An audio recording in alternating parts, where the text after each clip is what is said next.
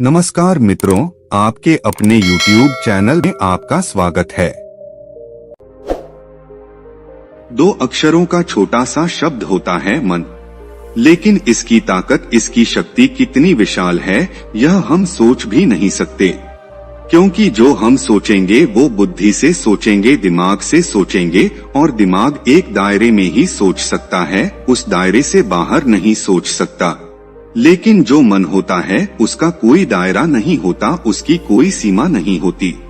मन एक पक्षी की भांति है जिसके लिए पूरा आसमान खुला हुआ है उड़ने के लिए। उसी तरह मन होता है, मन की सीमा अपार होती है, लेकिन जिस हथियार में जितनी ज्यादा शक्ति होती है उस हथियार को इस्तेमाल करना उतना ही ज्यादा कठिन होता है।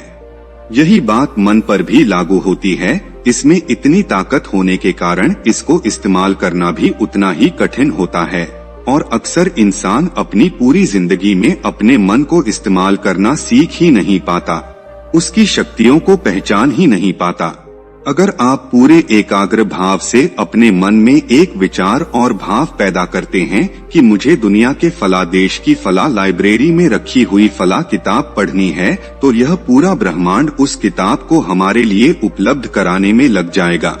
जी हाँ, सुनने में यह बात असंभव लगती है, लेकिन अगर हम पूरे एकाग्र भाव से विचार करते हैं और पूरा सच्चा भाव करते हैं उस चीज को पाने का, उस वस्तु को पाने का, तो पूरा ब्रह्मांड उसे हमारे लिए उपलब्ध कराने में लग जाता है।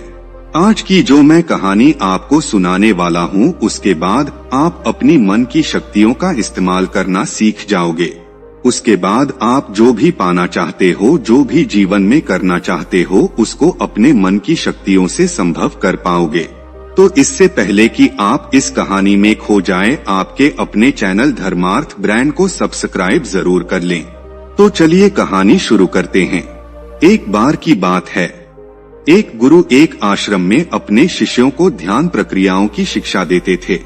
तरह तरह के ध्यान लगाने के रास्ते वो उन्हें बताते रहते थे। वो गुरु बहुत ही प्रतिभाशाली थे। उनके चेहरे से उनके शांत और सौम्य मुद्रा सभी बच्चों को आकर्षित करती थी। उनका चेहरा हमेशा सकारात्मक ऊर्जा से भरा होता था, और जो भी उनसे मिलता था या उनके चेहरे को देखता था तो उसके हृदय में भी गुदगुदी होने लगती थी।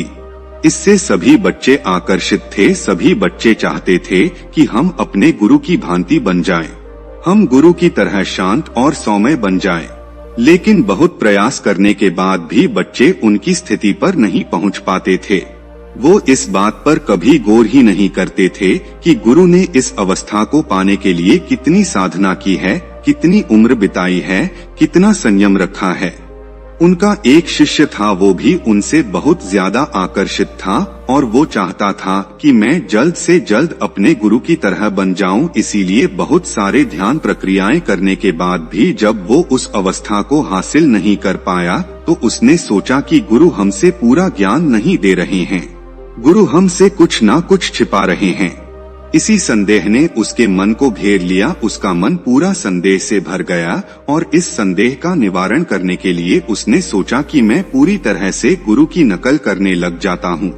जिस तरह पूरे दिन में गुरु आचरण करते हैं उसी तरह से मैं भी करूँगा तो मैं भी इस अवस्था को प्राप्त कर लूँगा। इसीलिए उसने सुबह शाम दिन रात गुरु का अनुसरण करना शुरू कर दिया। वो छुप छुप कर अपने गुरु को देखा करता था कि गुरु किस तरह बैठते हैं, किस तरह उठते हैं, किस तरह ध्यान लगाते हैं, किस तरह किसी से बातचीत करते हैं, किस तरह गुरु चलते हैं। उसने हर छोटे से छोटा गुरु का व्यवहार नकल करना शुरू कर दिया। जिस तरह गुरु आचरण करते थे उसी तरह उस शिष्य ने करना आरंभ कर दिया। पहले उसने देखा कि गुरु किस तरह बात करते हैं तो उसने भी उसी तरह बात करनी शुरू कर दी। फिर उसने देखा कि गुरु किस तरह चलते हैं तो उसने भी उसी तरह चलना शुरू कर दिया। लेकिन यह सब नकल वो गुरु से छुप छुप कर करता था, उनके सामने कभी नहीं करता था। लेकिन कुछ दिन बीत जाने के बाद वो हिम्मत करके एक दिन गुरु के साथ चल पड़ा। उस समय गुरु एक नदी पर स्नान करने के लिए जा रहे थे और वो शिष्य गुरु के साथ साथ चल रहा था, और नदी पर पहुंचकर गुरु की तरह ही नदी में उतरकर उसने स्नान किया और उसके बाद जिस चट्टान पर गुरु बैठकर ध्यान करते थे, उसी चट्टान पर वो गुरु से पहले जाकर बैठ गया और वहीं पर ध्यान करने लग गया। गुरु ने ये सब भांप लिया और उन्हें समझते देर नहीं लगी कि यह शिष्य मेरी नकल कर रहा है, इसीलिए वह पास की चट्टान पर जाकर ध्यान करने लग गए। उस शिष्य ने सोचा था कि गुरु मुझसे कुछ ना कुछ कहेंगे और वह ध्यान करते वक्त यही सोच रहा था कि किसी के बोलने की आवाज आती है कि नहीं आती। लेकिन थोड़ी देर बाद भी जब गुरु कुछ नहीं बोले तो उसने आंखें खोलकर गुरु की तरफ देखा। गुरु उसकी तरफ देखकर मुस्कुरा रहे थे। इस पर शिष्य ने पूछा, गुरुवर आप मुस्कुरा क्यों रहे हैं? इस पर गुरुजी ने कहा कि बेटे तुम मेरी नकल क्यों कर रहे हो? शिष्य ने कहा कि गुरुजी मैं आपकी तरह बनना चाहता हूँ, मैं चाहता हूँ कि मैं भी आपकी तरह शांत और सौम्य बन जाऊं, आप ही की तरह बात कर सकूं, आप ही की तरह चल फिर सकूं। यह सुनकर गुरु ने कहा कि बेटे नकल करना बंदरों का काम होता है। बंदर दूसरों की नकल करते हैं और वैसा ही व्यवहार करते हैं, लेकिन हम बंदर की योनि से ऊपर उठकर इंसान की योनि में आए हैं। हमने इंसान के रूप में जन्म लिया है और तुम दोबारा से बंदर बन जाना चाहते हो, यह कहाँ की समझदारी है? यह सुनकर शिष्य ने कहा, लेकिन गुरुजी इतना ध्यान करने के बाद भी मुझ में कोई खास बदलाव नहीं आ रहा है और मैं आपकी तरह बनना चाहता हूँ, आप ही की तरह सत्य को प्राप्त करना चाहता हूँ, वो मुझे कैसे हासिल होगा? यह सुनकर गुरु कहते हैं कि पहले तो तुम मेरी नकल करना बंद करो और इसके लिए मैं तुम्हें एक छोटी सी विधि बताता हूँ, क्या तुम कर पाओगे? शिष्य ने कहा, जी गुरुदेव मैं बिल्कुल करूँगा, आप बताएं तो सही। इस पर गुरुजी ने कहा कि तुम 1 महीने तक अपने विचारों को देखना शुरू करो और जो भी विचार आता है उन विचारों की संख्या के रूप में तुम लकड़ियां इकट्ठी करने लगो। ध्यान रहे, एक विचार के बदले एक लकड़ी, और 1 महीने में यह सारी लकड़ियां इकट्ठी करके जो सामने झोपड़ी है उसमें रखते जाओ। ध्यान रहे, हर एक विचार के लिए एक लकड़ी। जब भी तुम्हें कोई विचार आए तो उसके परिणाम स्वरूप तुम एक लकड़ी उठाकर उस झोपड़ी में रख देना। यह प्रक्रिया तुम 1 महीने तक करो। शिष्य ने कहा, जी गुरुदेव मैं ऐसा जरूर करूँगा। मैं 1 महीने तक जितने मुझे विचार आएंगे उनके परिणाम स्वरूप उतनी ही लकड़ियां इकट्ठी करके झोपड़ी में रखता जाऊंगा।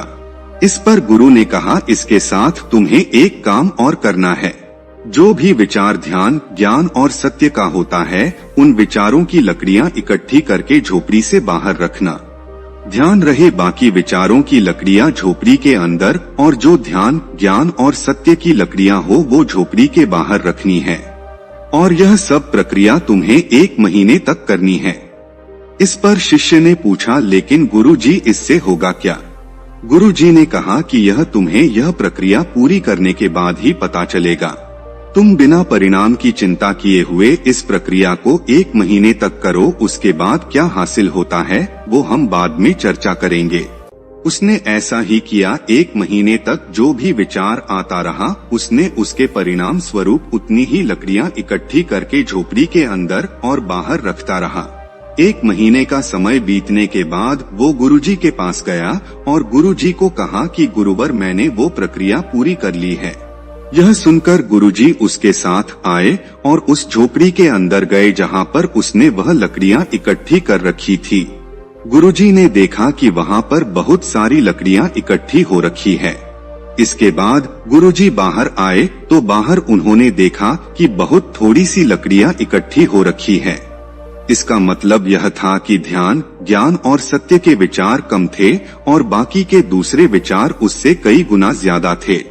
यह देखने के बाद गुरुजी ने शिष्य से कहा कि बेटे तुम अब एक काम करो, झोपड़ी के अंदर जितनी भी लकड़ियां हैं उन्हें उठाकर नदी में बहा दो।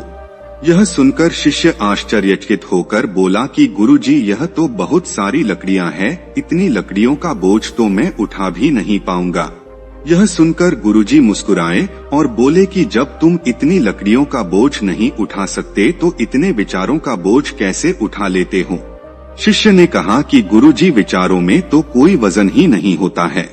इस पर गुरुजी ने कहा, यही तो तुम्हारी गलतफहमी है। विचारों में इन लकड़ियों से भी ज्यादा वजन होता है, लेकिन वह हमें महसूस नहीं होता क्योंकि वह वजन हमारे शरीर पर ना होकर हमारे मन पर होता है, हमारे मस्तिष्क पर होता है। तुम खुद देखो, सत्य, ज्ञान और ध्यान के विचार कितने थोड़े से हैं और बाकी के फालतू विचार कितने ज्यादा हैं, और तुम इतने थोड़े से सत्य के विचारों को लेकर परमात्मा को प्राप्त करना चाहते हो। तुमने परमात्मा का इतना थोड़ा मूल्य लगाया है। बच्चे, ध्यान, ज्ञान और सत्य के विचार तुम्हारे बाकी विचारों के नीचे दबे हुए हैं। जब तक वो विचारों के नीचे दबे रहेंगे, तुम ही बताओ तुम्हें सत्य की प्राप्ति कैसे हो सकती है। अगर तुम्हें किसी भी लक्ष्य को प्राप्त करना है तो तुम्हारे मन में उसी लक्ष्य के विचार उठने चाहिए, उसी लक्ष्य पर तुम्हारे विचार केंद्रित होने चाहिए, तभी तुम उस लक्ष्य को हासिल कर सकते हो।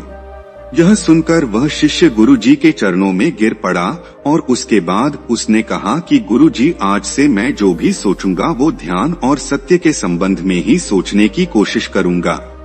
इसी तरह से हम सब अपना लक्ष्य तो निर्धारित कर लेते हैं कि हमें सरकारी नौकरी करनी है, हमें बिजनेस करना है, हमें कामयाब होना है, यह तो हम निर्धारित कर लेते हैं। लेकिन इसके निर्धारित करने से ही हमें लक्ष्य नहीं मिल जाएगा, बल्कि हमें सुबह शाम दिन रात अपने विचारों को उसी लक्ष्य पर केंद्रित करना है। बाकी सब फालतू की चीजों से अपने विचार हटा दो और अपने लक्ष्य पर अपने विचार केंद्रित करो। एक बार अगर तुमने लक्ष्य पर अपने विचार केंद्रित कर दिए, अगर तुमने सच्चा भाव बना लिया अपने लक्ष्य के प्रति, तो दुनिया की कोई ताकत नहीं है जो तुम्हें अपना लक्ष्य पाने से रोक सके। तुम्हें किसी की मोटिवेशन की जरूरत नहीं है, खुद की मोटिवेशन खुद बनो और उसके लिए जो ताकत चाहिए, जो चाहिए, वह तुम्हारा मन, तुम्हारा मस्तिष्क तुम्हें प्रदान करेगा। लेकिन इसके लिए तुम्हें अपने लक्ष्य के प्रति सच्चा होना पड़ेगा। अगर अपने लक्ष्य से ही धोखा करोगे तो समझ लेना तुम उनके साथ धोखा कर रहे हो। इसीलिए खुद को धोखा मत दो, क्योंकि आज नहीं तो कल तुम्हें एहसास हो जाएगा कि तुम किसी और को धोखा नहीं दे रहे थे, तुम खुद को ही धोखा दे रहे थे, खुद को ही तुम झूठ में रखे हुए थे, खुद के मन को ही तुम पागल बना रहे थे। क्योंकि आखिरकार तुम जो भी करोगे वो खुद के लिए करोगे। अगर कल को तुम अपना लक्ष्य प्राप्त करोगे तो सबसे ज्यादा खुशी किसे होगी? सिर्फ तुम्हें होगी और तुम्हारे बाद तुम्हारे घर वालों को होगी। इसीलिए अपनी खुशी के लिए, अपने घर वालों की खुशी के लिए अपने लक्ष्य के प्रति सच्चे रहो, ईमानदार रहो और अपने विचारों को, अपने मन को अपने लक्ष्य की तरफ केंद्रित कर दो और पूरी ताकत झोंक दो। फिर देखना कि जिस लक्ष्य में तुम 5 साल में पहुंचने वाले थे, वह लक्ष्य तुम 1 साल में हासिल कर लोगे। तो दोस्तों, यह कहानी आपको कैसी लगी हमें कमेंट सेक्शन में जरूर बताना, और अच्छी लगी हो तो इस चैनल को सब्सक्राइब जरूर कर लेना।